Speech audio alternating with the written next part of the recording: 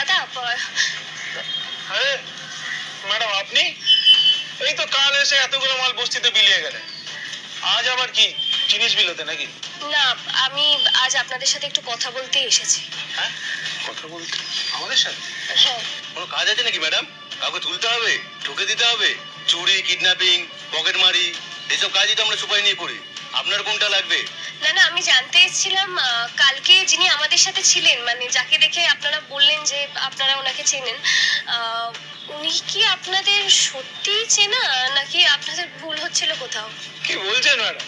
আরে নিজের মাকে চিনতে ভুল হতে পারে, কিন্তু গুরু মাকে চিনতে ভুল হবে এটা হতে পারে না ম্যাডাম।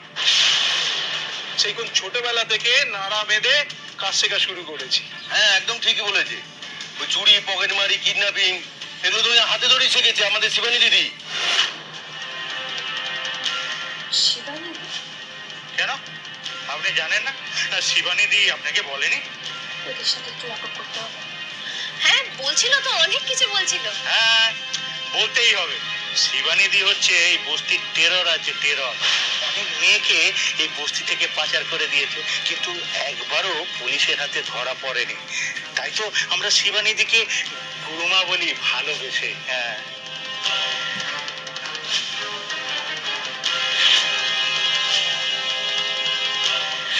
বস্তির সবাই চেনে বলেই কি তারা ঘুমটা দিয়ে মুখ ঢেকে রাখার চেষ্টা?